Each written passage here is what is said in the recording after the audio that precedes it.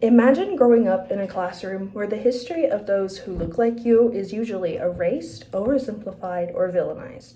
How do you think this would affect your sense of self-worth? As someone who's researched anti-racism for quite some time now, I am deeply passionate about the urgent need for an anti-racist curriculum in public schools. The lack of this type of education endlessly perpetuates harmful stereotypes while also undermining students' ability to understand and confront racism when they see it. By the end of this presentation, I will have shown why the United States needs to implement an anti-racist curriculum in public schools, combating racist ideologies and preparing future generations for a more inclusive world. Most American students are not given a comprehensive or inclusive history until later in their lives, if ever. A 2018 report by the Southern Poverty Law Center revealed that only 8% of high school seniors were able to identify slavery as the central cause of the Civil War. This scary lack of knowledge limits students' awareness of systemic injustices that affect marginalized communities every day. An anti-racist curriculum addresses this issue by directly exposing students to diverse perspectives, building their sense of empathy and critical thinking abilities.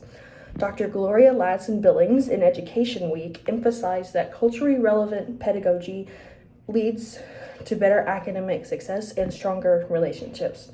Students who understand histories and experiences besides their own are able to foster a more inclusive school environment in which empathy can thrive. Textbooks are known to oversimplify or even misrepresent key aspects of history, especially slavery and the hardships of African and Black Americans. According to Learning for Justice, a large number of textbooks present slavery as only a Southern issue, ignoring the fact that the North was also complicit in the perpetuation of this racial injustice. This and other types of misinformation like it sustain harmful stereotypes like model minority or Black criminality, negatively affecting not only marginalized students themselves, but their peers and relationships as well. As Dr. Bettina Love argues, an anti-racist education is a moral obligation that helps to remove and dismantle false narratives and instead offers students the truth about their country's history. Access to accurate and more inclusive information helps to fight stereotypes and build a more informed and inclusive society overall. Another benefit of this type of education is that it provides students with the tools and skills to recognize and hopefully challenge racism in their own lives. A 2022 article from Harvard's Graduate School of Education reported that schools implementing anti-racist curricula saw stronger student relationships and higher engagement in social topics.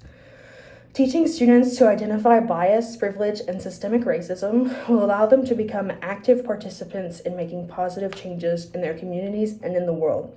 A 2021 study published in Educational Researcher found that anti-racist initiatives can also improve student outcomes and promote civic engagement.